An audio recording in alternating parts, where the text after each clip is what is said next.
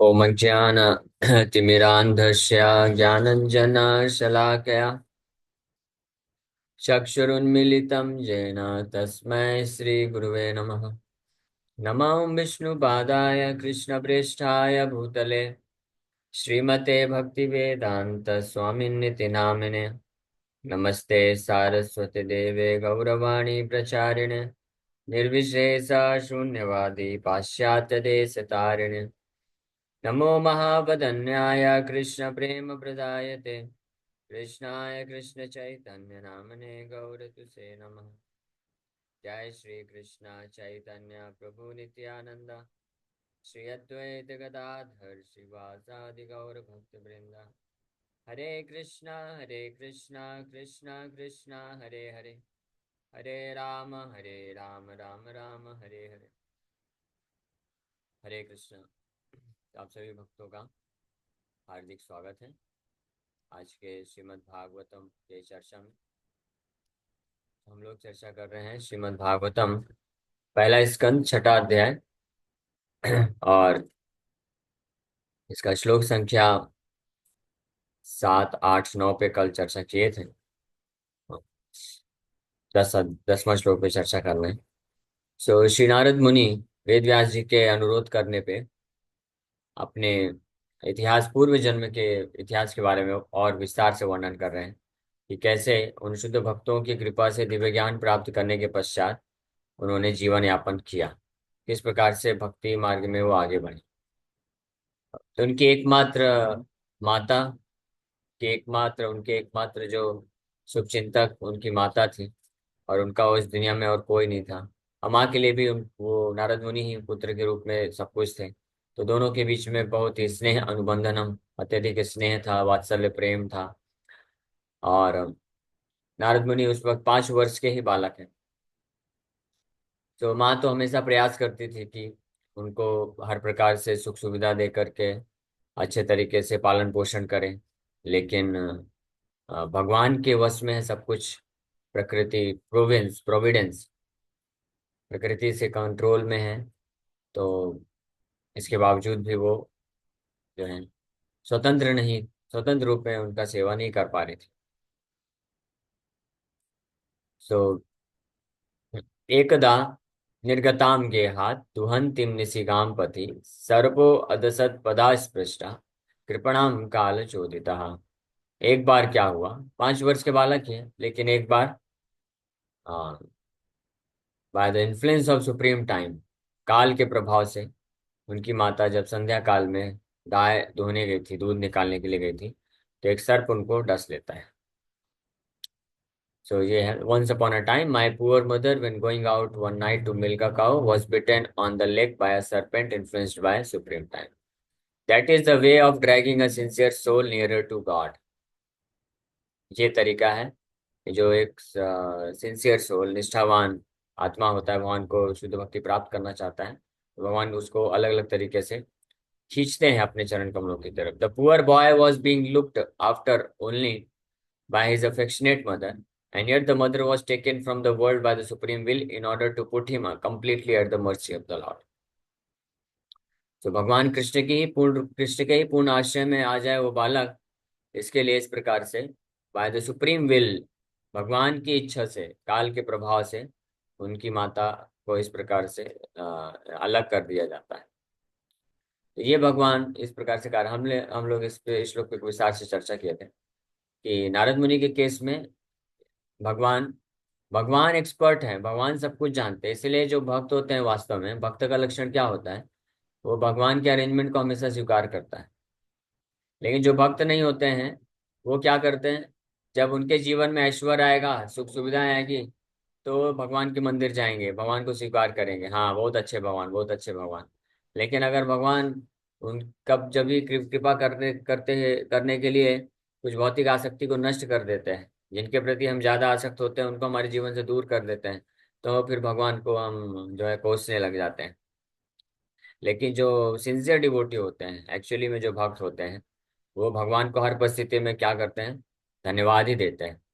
तत्वे अनुकंपा सुसुमिक्षमाना भुंजान एवात्मकृतं विपाकम यद्वाग हृदर यद हृदवाग वपुर्भिर विदधन नमस्ते मुक्ति पदे सदाय भाग।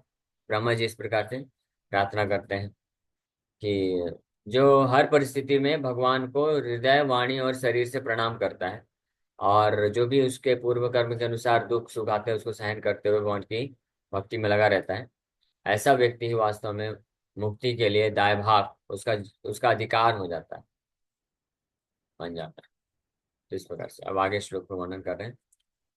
तदा तदहम ईशस्य भक्तानां सम अभीप्सता अनुग्रहं मन्यमानः प्रातिष्ठं दिशमुत्तराम्।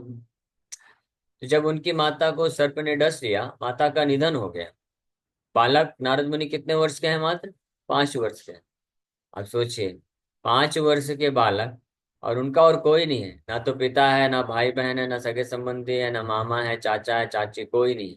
उनके जीवन में एकमात्र उनकी माँ बस थी, और वो माँ भी जो है सर्प के डसने से उसका देहांत हो जाता है। अब बालक क्या हो गए? पूरी तरह से अकेले हो गए। तो ऐसी परिस्थिति में एक बालक के लिए, वो भी बालक के लिए माँ सब कुछ होती है, माँ ही सब कुछ होती है, माँ के बिना वो रह नहीं सकता है। लेकिन वो माँ भी नहीं है, तो अब उनका क्या भाव होता है, क्या नारद मुनि करते हैं? नारद मुनि बोले, I took this as the special mercy of the Lord, who always desires benediction for his devotees, and so thinking I started for the north. हाँ, तदा तदहम ईसस्या, तदा at that time when my mother was dead, जब मेरी माँ का मृत्यु हो गया, मेरी माँ का निधन हो गया, उस वक्त तद अहम ईसस्या, मैंने ईसस्या भगवान का भक्ता नाम सम अभीप्सता, मैं इस बात को महसूस किया। हाँ, क्या? मैंने इसको स्वीकार किया कि भक्ता नाम सम अभीप्सता, भगवान ईशस्या, भगवान अपने भक्तों के ऊपर विशेष कृपा करने के लिए ये कार्य किया, यानी मेरे ऊपर स्पेशल मर्सी किए हैं भगवान, इस प्रकार से मुझे इस परिस्थिति में डाल करके। तो दुख तो हो रहा है, ऐसा नहीं कि दुख नहीं हो रहा है, दुख होता है।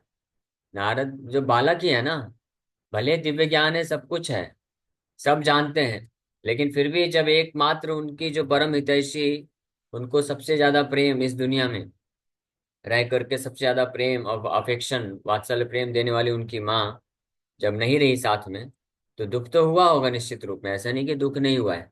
लेकिन दिव्य ज्ञान, गुह्यतमम ज्ञान होने का क्या प्रभाव है, क्या फर्क पड़ा उससे, कि इमीडिएटली वो समझ सके कि हालांकि ये दुख हो रहा है, मुझे इस दुख को सहन कर लेना चाहिए, इस अंडरस्टैंडिंग के साथ कि ये भगवान की कृपा से हुआ है, ये भगवान की एक असीम कृपा है, मुझे अपने चरण चरण कमलों में पूर्ण रूप से शरणागत करने के लिए। तो नारद मुनि इस बात को स्वीकार कर पाए। तो हमारे जीवन में, भक्तिमय जीवन में भी कई बार ऐसे अनेकों प्रकार के दुख आते हैं, और कई बार मन जो है डिस्टर्ब होता है, कई बार बहुत सारी अलग अलग विपरीत परिस्थितियां आती हैं। तो दुख होना, कष्ट होना या मन का डिस्टर्बेंसेस होना, ये कोई असाधारण चीज नहीं है, अब नॉर्मल चीज नहीं है, ये तो साधारण है, नेचुरल है, स्वाभाविक है। इस भौतिक संसार में जब तक कोई रहेगा तो स्वाभाविक रूप से उसको मन के कष्ट क्लेश, मन का डिस्टर्बेंसेस और दुख तनाव, ये सब को सामना तो करना ही पड़ेगा। लेकिन जो वास्तविक ज्ञान में स्थित भक्त होते हैं, वो इन परिस्थितियों को भी भगवान के प्रति शरणागत होने का एक जरिया बना लेते हैं, और समझ पाते हैं भगवान की ये विशेष कृपा है, और ज्ञान का इस्तेमाल करके वो अब विचलित नहीं होते हैं, दुख से प्रभावित नहीं होते हैं। दुख आ सकता है, लेकिन दुख से प्रभावित ना होना, ये है वास्तविक रूप में ज्ञान का लक्षण, या वास्तविक रूप में भक्त का लक्षण।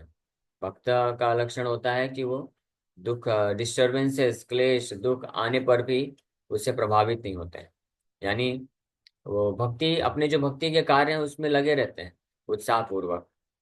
तो नारद मुनि इसी प्रकार से वहां पे बस माता के सामने बैठ करके रोने बस नहीं लग गए। ठीक है, माता चली गई, रोए भी होंगे, उसमें भी कोई टेंशन नहीं, तो स्वाभाविक है ना, माँ के प्रति प्रेम है। तो माँ अचानक से निधन हो गया, तो रोए भी हैं, जब उनको अग्नि भी प्रदान किए।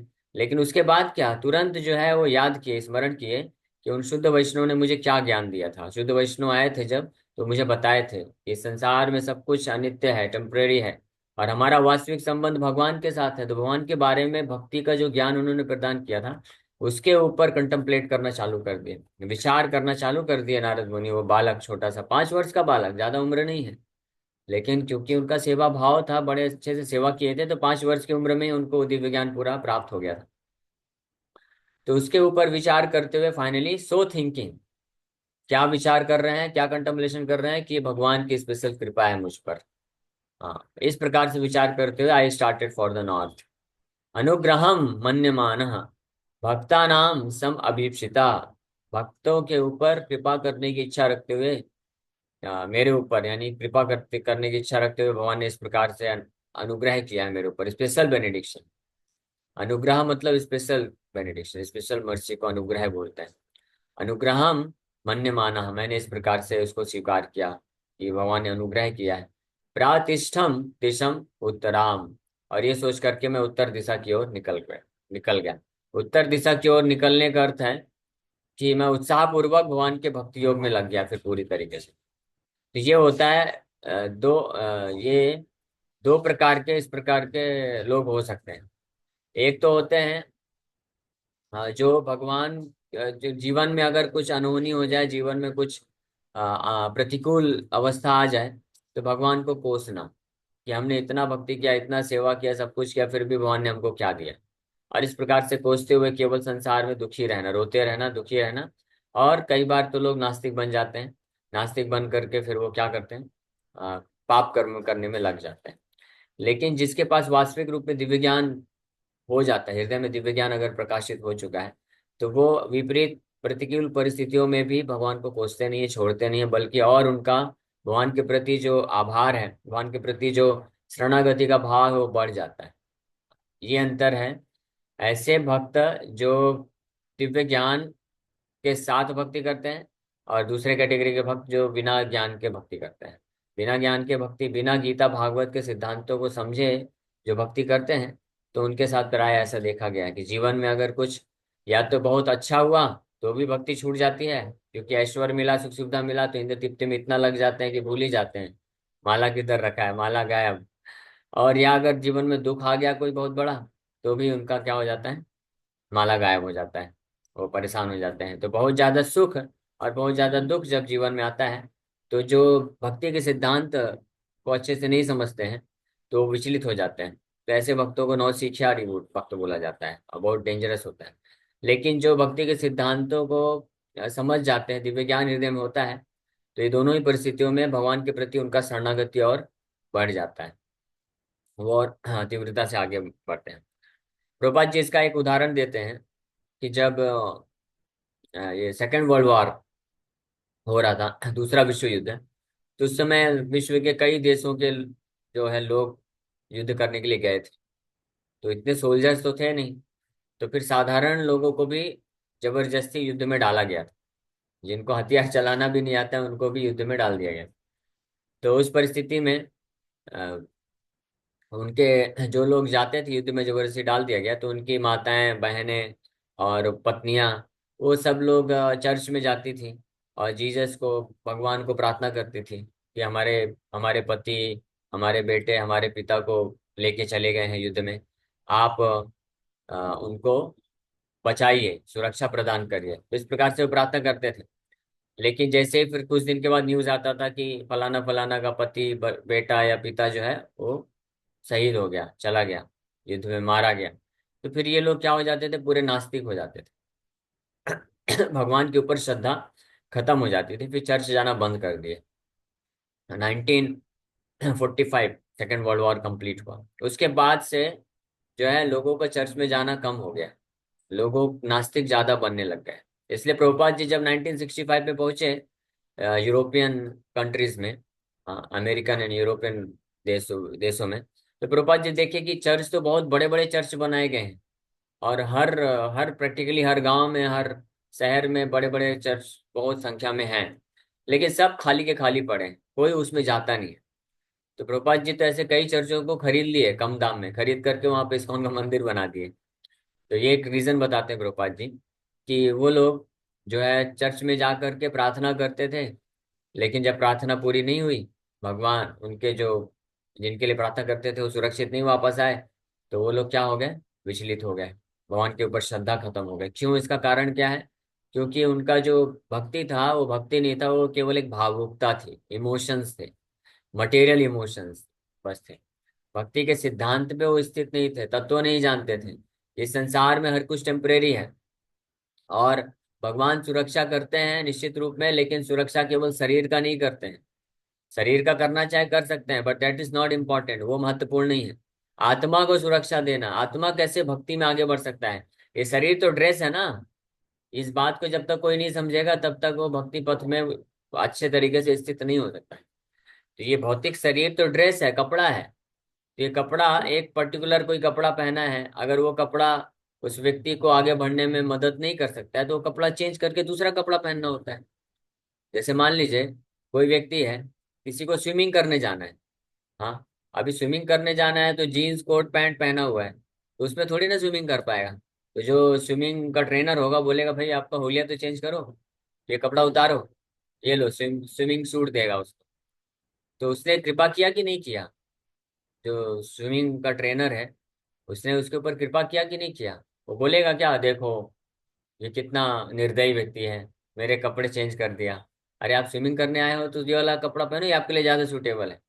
तो उसी प्रकार से भगवान जानते हैं हर व्यक्ति की परिस्थिति कैसी है। हाँ, कौन किस परिस्थिति में अच्छे तरीके से भक्ति में आगे बढ़ सकता है। तो जो भक्ति के सिद्धांत में पूर्ण रूप से स्थित होते हैं, वो इस प्रकार से समर्पित रहते हैं। भगवान, आपको जैसा अरेंजमेंट करना है, जैसी परिस्थिति मेरे जीवन में लाना है आप लाइए, मेरा एकमात्र इच्छा है कि मैं आपकी भक्ति में आगे बढ़ूं। हाँ, और कर्म के अनुसार होता है, ऐसा नहीं कि भगवान अपने मनमाने तरीके से करते, कर्म के अनुसार लोगों को उनके जीवन में वो सब चीजें मिलती हैं। योगक्षेमम वहाम में हम के तात्पर्य में प्रभुपाद जी लिखते हैं भगवद गीता में, जहाँ पे भगवान बोले अनन्यास चिंतयन्तो माम ये जना परिपासते तेषां नित्यभियुक्तानां योगक्षेमम वहाम में हम, कि जो अनन्य भाव से मेरा शरण लेते हैं, मेरा चिंतन करते हैं, तो उनके पास जो कमी होती है मैं पूरा करता हूँ, और जो होता है उनके पास उसको प्रिजर्व करता हूँ, बचा के रखता हूँ। तो वहां पे प्रभुपाद जी लिखते हैं, तात्पर्य में स्पष्ट बताते हैं कि जो भक्ति हमने किया है तो भगवान उसको बचाते हैं, और जो भक्ति की कमी है भगवान उसको लाके देते हैं। ये यहाँ पे जब भगवान गारंटी देते हैं कि न मे भक्ता प्रणश्यति कौन्तेय प्रतिजानीहि न मे भक्ता प्रणश्यति क्षिप्रम भवति धर्मात्मा शाश्वत शांतिम निगच्छति कौन्तेय प्रतिजानीहि न मे भक्ता प्रणश्यति। ये कुंती पुत्र डिक्लेयर कर दो कि मेरे भक्त का कभी विनाश नहीं होगा। तो भगवान ने जब ऐसा डिक्लेयर कर दिया तो बांग्लादेश में ऐसा क्यों हो रहा है? कुछ भक्त लोग भी ऐसे प्रश्न पूछने लग जाते हैं, वो भी डाउट में आ जाते हैं कि भगवान के भक्त हैं वो लोग, कृष्ण का नाम जप कर रहे हैं, ब्रह्मचारी हैं वहां पे, फिर भी वहां पे कैसे भगवान सुरक्षा क्यों नहीं दिए उनको? भगवान तो बोले गीता में न मे भक्त प्रणश्यति, मेरे भक्त कभी विनाश नहीं होता है। तो भक्त का विनाश नहीं होता है ना, आप शरीर को क्यों देख रहे हैं? यानी अगर आप केवल शरीर को बाहरी रूप से चीजों को देख रहे हैं, इसका मतलब आप भौतिक स्तर पे बातें कर रहे हैं, मटेरियल कैलकुलेशन है।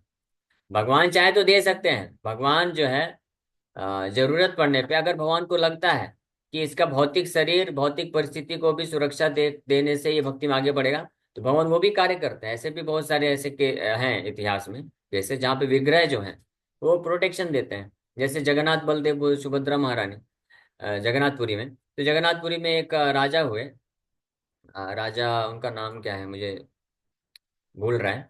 वो राजा उनके क्षेत्र में एक दूसरे राज्य का राजा ने अटैक कर दिया।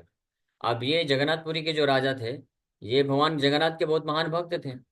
तो अब इनके ऊपर अटैक हो गया, तो ये राजा जो है जगन्नाथ जी के पास है, और ऐसा कंडीशन तो हो गया था, रख दिया गया था, शर्त तो हो गई कि अगर जगन्नाथपुरी के राजा हार गए तो वो जो दूसरे राज्य का राजा है जगन्नाथ जी को बंदी बना के लेके जाएगा और उनको वहां पे ऐसे दास के रूप में रखेगा। तो ये बहुत बड़ा अपमान होगा।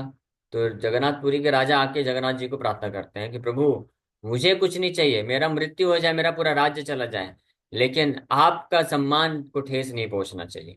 और ये जो राजा है जिससे मैं युद्ध कर रहा हूँ ये बहुत पावरफुल है, बहुत शक्तिशाली है, मेरे पास क्षमता नहीं है कि मैं इसको पराजित कर सकूं। तो अभी युद्ध होने वाला है, कुछ ही दिन में अटैक हो जाएगा, अब आप संभालिए क्या करना है ना?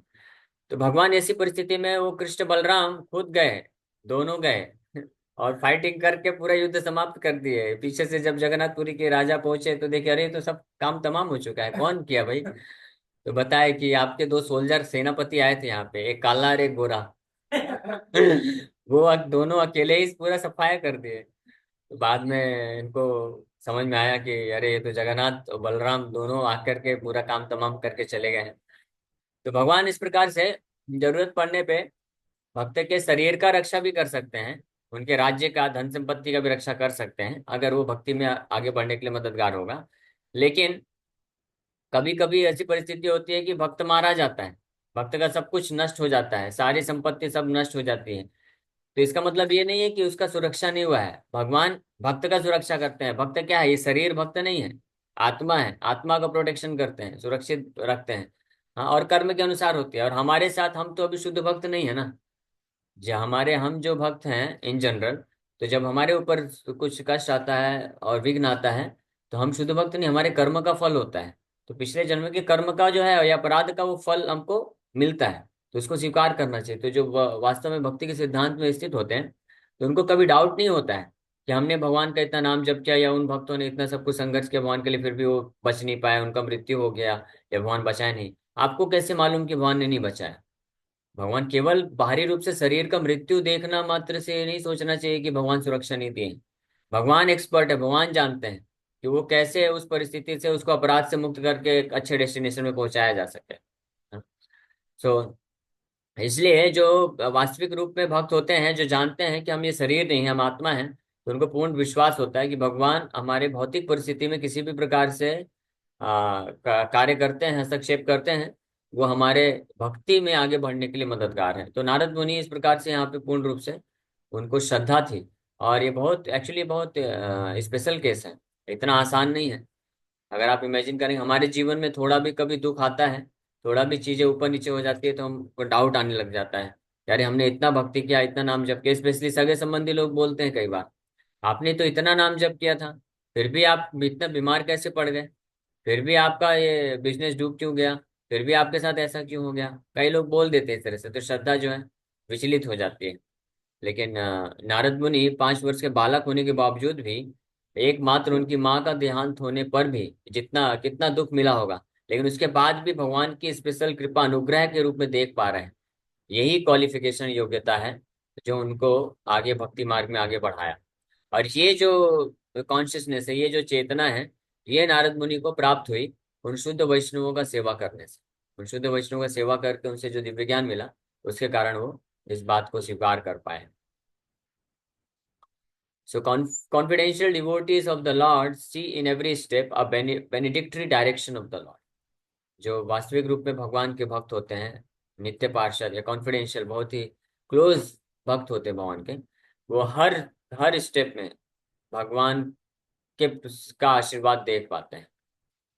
What is considered to be an odd or difficult moment in the mundane sense is accepted as a special mercy of the Lord.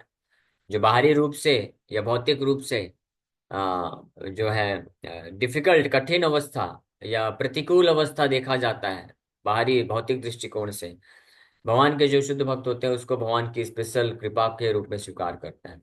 शिला प्रभुपाद जी बहुत प्रयास कर रहे थे कि कैसे शिला भक्तिसिद्धांत सरस्वती ठाकुर का जो आदेश है प्रचार करने का, उसको पूरा किया जाए। तो अपनी घर गृहस्थी संभालते हुए, बिजनेस संभालते हुए भी पूरा प्रयास करते थे। 1944 में Back to Godhead magazine चालू कर दिए, और जहाँ पे भी गौड़ी मठ के भक्त होते थे तो उनको पूरा सपोर्ट करते थे, फाइनेंशियली पैसा दे करके, प्रचार में मदद करके, मैनेज करके। मुंबई में प्रभुपाद जी गौड़ी मठ इस्टेब्लिश करवाए, और प्रयागराज में प्रभुपाद जी का खुद का फार्मेसी था। तो जब वहाँ पे भी गौड़ी मठ के सन्यासी लोग आए, तो प्रभुपाद जी खुद भी फाइनेंशियल सपोर्ट किए, और अपने कोई कई व्यापारी मित्रों को कन्विंस किए कि वहाँ पे गौड़ी मठ का सेंटर चालू करवाएं। मुंबई में भी ऐसे प्रभुपाद जी किए। तो अपना घर गृहस्थी रहते हुए भी, बिजनेस संभालते हुए भी प्रभुपाद जी पूर्ण रूप से अपने आप को भगवान के सेवा के लिए लगाए, तत्पर होकर के। हाँ, और वो खुद भी प्रभुपाद जी विचार कर रहे थे कि अगर अपना मेरा उनका बिजनेस था, तो प्रभुपाद जी विचार कर रहे थे कि बिजनेस पूरा अगर बढ़ेगा, तो बिजनेस से जो संपत्ति आएगी उससे बड़े बड़े मंदिर बनाएंगे, और फिर जो है प्रचार करेंगे। लेकिन क्या हो गया, कुछ समय पश्चात प्रभुपाद जी की फैक्ट्री में आग लग गया। और बहुत बड़ी फैक्ट्री स्टेब्लिश किए थे, बहुत उसमें से मुनाफा मिलने का चांसेस था, हो रहा था। और फैक्ट्री में आग लग गई, और साथ ही साथ में जो कुछ बचा था, तो जो एम्प्लॉय लोग थे वो 10,000 रुपए लेके गायब हो गए, चोरी करके भाग भी गए। उस समय का 10,000 बहुत वैल्यू रखता है। 40s 50s की बात है लगभग, मान लीजिए। सो इस प्रकार से जब प्रभुपाद जी उस वक्त वृंदावन में थे, प्रभुपाद जी को जैसे न्यूज मिला कि ऐसा ऐसा घटना हो गया है, प्रभुपाद जी जोर जोर से हंसने लग गए। प्रभुपाद जी लिखते हैं फिर, lord, by the special mercy of Krishna I have seen the naked form of Maya. भगवान कृष्ण की विशेष कृपा से मुझे माया का जो है पूरा स्पष्ट रूप दिख रहा है अब, माया क्या होती है। और इस प्रकार से प्रभुपाद जी फिर ये श्लोक उच्चारण करते हैं। हाँ, यस्याहम अनुगृह्णामि हरिष्ये हरिष्ये तद्धनम सनय। 11वें स्कंद में भगवान, नहीं 10वें स्कंद में 88 नंबर अध्याय में भगवान बोलते हैं, यस्याहम अनुगृह्णामि हरिष्ये तद्धनम सनय ततो अधनम त्यजन्तस्या स्वजना दुःख दुःखितम्। If I especially favor someone, I gradually deprive him of his wealth. Then the relatives and friends of such a poverty-stricken man abandon him. In this way, he suffers one distress after another. हाँ, मैं जिसके ऊपर विशेष कृपा करता हूँ तो उसका सब कुछ छीन लेता हूँ, और फिर उसके सारे सगे संबंधी लोग उसको प्रताड़ना देने लग जाते हैं, कोई उसको पसंद नहीं करता है। और फिर उस प्रकार से स यदा वितथोद्योग्यो निर्विन्नास्याद धनेहया मत्पराय कृतमैत्रस्या करिष्ये मदनुग्रहम्। When he becomes frustrated in his attempts to make money and instead befriends my devotees, I bestow special mercy upon him. इस प्रकार से वो केवल एकमात्र मेरा आश्रय ले लेता है फिर। लेकिन ये किसके साथ करते हैं भगवान? जो सच में वो सिंसियर भक्त होते हैं, जिनके हृदय में एकमात्र इच्छा है कृष्ण के चरण कमलों का आश्रय पाने की। तो कभी कभी वो इतने फंस जाते हैं अपने समाज में, भौतिक कार्यों में, सगे संबंधियों के बीच में, कि वो चाहते हुए भी कृष्ण का जो है भजन, कृष्ण का पूर्ण रूप से आश्रय नहीं ले पाते। लेकिन अगर कोई भक्त है जो ऐश्वर्य में रहते हुए भी, सब कुछ करते हुए भी वो भगवान की भक्ति अच्छे से कर रहा है, तो फिर जरूरत नहीं है। हाँ? लेकिन प्रभुपाद जी के केस में अलग है। प्रभुपाद जी के केस में हालांकि प्रभुपाद जी विनम्रता होने के कारण इस प्रकार से इस श्लोक को कोट कर रहे थे, विचार कर रहे थे कि मैं अपने भौतिक बिजनेस में इसमें फंस जा रहा था, इसलिए भगवान ने कृपा करके निकाल दिया। लेकिन ऐसा नहीं है, भगवान ने प्रभुपाद जी के से इसलिए किया ताकि प्रभुपाद जी को स्पेशल तरीके से ग्लोरीफाई करना चाहते हैं। अगर मान लीजिए प्रभुपाद जी का बिजनेस बहुत अच्छा हो जाता और बहुत बड़े व्यापारी बन करके फिर बड़े बड़े मंदिर बनाते, तो जैसे बिरला ने बहुत सारे मंदिर बनाए, तो उस तरीके से फिर इतना महिमा नहीं हो पाती प्रभुपाद जी की। लोग बोलते हैं कि देखो, हाँ ठीक है, बहुत अच्छी बात है, बहुत बड़े बड़े मंदिर बनाए, लेकिन इसमें कौन सी बड़ी बात है, इतना पैसा भी तो कमाया ना, जो बनाया है इसलिए क्या है, अच्छी बात है, बस इतना ही बोलते हैं। लेकिन भगवान चाहते थे श्रील प्रभुपाद जी, वो मेरे महान शुद्ध भक्त हैं, उनका महिमा पूरे ऐसा गुणगान होना चाहिए कि न भूतो न भविष्य हो। तो इसलिए ऐसी कंडीशन में प्रभुपाद जी को ला दिए जहाँ पे एकमात्र कृष्ण ही एकमात्र आश्रय है। जब अमेरिका गए, उनके जेब में मात्र 40 रुपए हैं, वो भी वहां पे डॉलर में कन्वर्ट नहीं कर सकते हैं। और एक साल जिस प्रकार से संघर्ष करके भगवान कृष्ण का प्रचार कर रहे हैं, वो अगर कोई पढ़ेगा तो उसकी आंखों से आंसू निकलने लग जाएंगे। हाँ, तब जो है प्रभुपाद जी की महिमा पूरे विश्व में प्रकाशित हो गई। तो ये स्पेशल कृपा भगवान करना चाहते थे। So mundane prosperity is a kind of material fever, and by the grace of the Lord, the temperature of this material fever is gradually diminished, and the spiritual health is obtained step by step. वाह, क्या सुंदर प्रभुपाद जी लिख रहे हैं तुलना करते हुए। Mundane people misunderstand it. ये जो भौतिक भौतिक जो समृद्धि है, ऐश्वर्य है, it's a kind of material fever, ये बुखार की तरह है। भगवान की कृपा से इस भौतिक समृद्धि रूपी बुखार का जो टेम्परेचर है कम किया जाता है, धीरे धीरे नष्ट किया जाता है, ताकि जो आध्यात्मिक स्वास्थ्य है भक्त का धीरे धीरे बढ़ सके। लेकिन जो भौतिकवादी व्यक्ति होते हैं इसको गलत समझ लेते हैं, they misunderstand it. Okay, so thank you very much. इसी के साथ यहीं पे विराम करेंगे। किसी भक्त का कोई प्रश्न है तो पूछ सकते हैं। Hare Krishna Krishna Krishna Hare Hare, Hare Ram Ram Ram Hare Hare. Yes, any question? Hare Krishna प्रभु जी, पंचांग प्रणाम। प्रभु जी, मेरा क्वेश्चन नहीं है, बस मेरे बहुत सारे डाउट थे, बहुत सारे, जो आज क्लियर हो गए। Thank you so oh, much प्रभु। क्लियर हो गया, थैंक यू। हरे कृष्णा। हरे कृष्णा प्रभु जी, धन्यवाद प्रभु हरे जी। कृष्णा। हरे कृष्णा प्रभु जी जैसे अभी आपने बताया नारद महाराज मुनि ने जैसे माता जी का उस प्रवास होने के बाद तो उन्होंने सारी चीजें छू मतलब ये भी मतलब उन्होंने रोना ये सब नहीं किया। लेकिन जैसे आज के डेट में अगर हम ऐसा करते तो लोग हमें पागल समझेंगे। मतलब ऐसा करें नहीं नहीं जैसे। नहीं, मैंने ऐसे कहाँ कहा कि नारद मुनि जो बालक रोए नहीं। नहीं ऐसा रोए नहीं है हैं बिल्कुल लेकिन भी। रोए हैं उनको प्रभु माँ जी, के उनको प्रति दुख। एकमात्र उनकी माँ ही सब कुछ थी, तो निश्चित हाँ रूप में दुख उनको हुआ। दुख तो हुआ ही होगा। लेकिन वो दुख हुआ ज्ञान है। के ऊपर कार्य किए। लेकिन आज के डेट में प्रभु जी हम अगर नहीं नहीं, ऐसा आज के करते हैं। डेट में भी कुछ नहीं, ऐसा कुछ भी नहीं है। आज के डेट में भी कई भक्त लोग हैं, कई महान भक्त लोग हैं। आज बल्कि जो इस नारद मुनि ने जैसा आचरण किया ना, अगर वैसा कोई आचरण करेगा तो लोग अप्रिशिएट करेंगे। अगर कोई कुछ, मान लीजिए कोई भौतिक नुकसान हो जाता है, या किसी स्वजन का निधन हो गया, मृत्यु हो गया, या कोई भौतिक नुकसान हो गया, तो अगर उसको लेकर के बस कोई रोता रहता है और सब कुछ छोड़ छाड़ देता है, पूरी तरह से विचलित हो जाता है, पागल जैसा हो जाता है, तब लोग बोलते हैं अरे इतना भी क्या भाई, ठीक है, तुम्हारे बहुत खास थे, तुम्हारा बहुत, तुमने इतना बहुत बड़ा साम्राज्य स्थापित किया था, वो नष्ट हो गया, अब आगे बढ़ो। लोग बल्कि ऐसा बोलेंगे। लेकिन जो भक्त होगा, तो ठीक है, उसको दुख होता है, कष्ट होता है, रो भी लेगा, लेकिन फिर खड़ा हो जाएगा, बोलेगा ठीक है, ओके, जैसा भी है कृष्ण की कृपा है, अब मैं कृष्ण की भक्ति सेवा आगे करता रहूंगा। तो बल्कि लोग इसको और अप्रिशिएट करेंगे। तो ऐसा मत सोचिए कि आजकल के लोग, और वी डोंट केयर फॉर आजकल के लोग। दूसरी बात तो ये, लोगों को सोचने दीजिए, क्या फर्क पड़ता है, हम लोगों के हिसाब से चलेंगे क्या। जन साधारण जो है, जन संगस्य लौल्यम चा षड्वीर भक्ति विनश्यति, रूप गोस्वामी बोले हैं, जनसंग को त्याग देना चाहिए।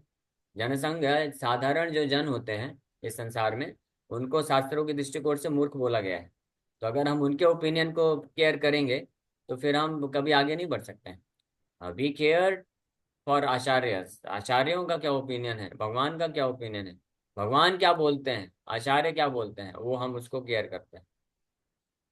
ठीक है, तो ज्यादा टेंशन नहीं लेना चाहिए हमको। जीवन में भगवान के अरेंजमेंट से या हमारे कर्म के कारण हमारे जीवन की भौतिक परिस्थिति कैसी भी हो जाए, हमको डिटरमाइंड रहना चाहिए, दृढ़ निश्चय रहना चाहिए कि हम कृष्ण के चरण कमलों का आश्रय नहीं छोड़ेंगे और उनका भक्ति करते रहेंगे। That's all. अभी कोई उनको गाली दे, कुछ भी बोले, क्या फर्क पड़ता है, जस्ट एक कान से सुनिए और उसी से निकाल दीजिए। लोगों का तो बोलना ही पड़ेगा ना, वो तो बोलेंगे ही कि आपने इतना भक्ति चालू कर दिया, क्या हुआ देखो, आप तो, और आपका हेल्थ डाउन हो गया, और आपका ये नष्ट हो गया, ये हो गया, वो हो गया, बहुत सारी चीजें बोलते हैं लोग। तो उनके चक्कर में नहीं पड़ना चाहिए। ओके। और कोई प्रश्न, राकेश को आपका प्रश्न था कुछ। हाँ, हरे कृष्णा बोलिए। हाँ प्रभु जी। प्रभु जी, हरे कृष्ण। जिस तरीके से मतलब मैंने कल एक देख रहा था, तो अपनी दृढ़ निश्चय मतलब भगवान पे होनी चाहिए। अगर हम लोग वो थोड़ा बहुत भी ये करते हैं तो हमें बहुत सारे दिमाग में क्वेश्चन आता है, ऐसा क्यों? मतलब समझो 100% हमको रखना क्योंकि है। ऐसा इसलिए आता है क्योंकि भक्ति का सिद्धांत जो तत्व है अभी पूर्ण रूप से हमारे हृदय में विकसित नहीं हुआ, दिव्य ज्ञान हृदय प्रकाशित नहीं हुआ अभी। दिव्य ज्ञान अगर किसी को हृदय प्रकाशित हो जाएगा, तत्व सिद्धांत अच्छे से समझेगा कि कृष्ण परम भगवान है, मेरा वास्तविक संबंध कृष्ण के साथ है, मैं शरीर हूं ही नहीं। सबसे पहला दिव्य ज्ञान तो ये समझना कि मैं ये शरीर ही नहीं हूँ। जब मैं शरीर हूं ही नहीं, मैं इस भौतिक संसार का हूं ही नहीं, तो भौतिक संसार का कुछ भी चीज ऊपर नीचे होता है, इससे मैं क्यों अफेक्ट हो रहा हूँ, और अफेक्ट हो भी रहा हूँ तो भी मैं, जो मेरा वास्तविक कार्य धर्म है, कर्तव्य है, उसको मैं कैसे त्याग सकता हूँ। इस पे विचार करेगा फिर वो भाव। लेकिन जो जितनी मात्रा में देहात्म बुद्धि में रहेगा, जितनी मात्रा में अपने आप को शरीर समझेगा, जितनी मात्रा में उसका इस संसार में ही कुछ भौतिक तरीके से आसक्ति को मेंटेन करने का या इस संसार में सुख प्राप्त करने की इच्छा रहे बनी रहेगी, उतनी मात्रा में वो विचलित होगा, और उतनी मात्रा में उसको दुख और शोक को सामना करना पड़ेगा। क्योंकि ये भौतिक संसार का नियम है, ये परिवर्तन होता है यहाँ पे, ये टेम्परेरी है, क्षणिक है, भंगुर है, ये नष्ट होने वाला है। कोई परमानेंट यहाँ पे कुछ भी नहीं रहने वाला है। हमारा शरीर परमानेंट रहने वाला है। आज हम नौजवान हैं, बहुत अच्छे सुंदर दिखते हैं, बहुत एनर्जेटिक हैं, इंथुसियास्टिक हैं। आज से 5 10 15 20 साल के बाद बाल पकने लग जाएंगे, शरीर शिथिल होने लग जाएगा, हम चल भी नहीं पाएंगे, दौड़ना तो दूर की बात है, उत्साह धर खत्म हो जाएगा। तो फिर वो सारी चीजें क्या करेगी, व्यक्ति को डिप्रेशन में डालेगी कि मैं भी एक समय पे बस अपनी जो मेमोरीज, वो क्या बोलते हैं उसको, कौन सी मेमोरीज तो बोलते हैं, loving memories, loving memories, photos album खोल के बस देखता रहेगा। इसलिए जितना जल्दी हम सत्य से अवगत हो जाएंगे, और सत्य जो है वो थोड़ा शुरू में कड़वा लग सकता है, लेकिन वास्तव में सत्य बहुत मधुर है, बहुत मीठा है। ट्रूथ इज ब्यूटी, प्रोपा जी एक आर्टिकल लिखते हैं कि जो परम सत्य है वो बहुत सुंदर है, और परम सत्य कृष्ण है, कृष्ण बहुत सुंदर है, कृष्ण का सेवा सुंदर है, कृष्ण कभी जो है चेंज नहीं होते हैं, और हम भी भगवान के दास अंश हैं, हम भी कभी चेंज नहीं होते हैं। तो फिर शरीर के और भौतिक संसार के परिवर्तन होने से फिर वो भक्त को अभी प्रभावित नहीं होता है। ओके, हरे कृष्ण, समय हो गया। Thank you very much.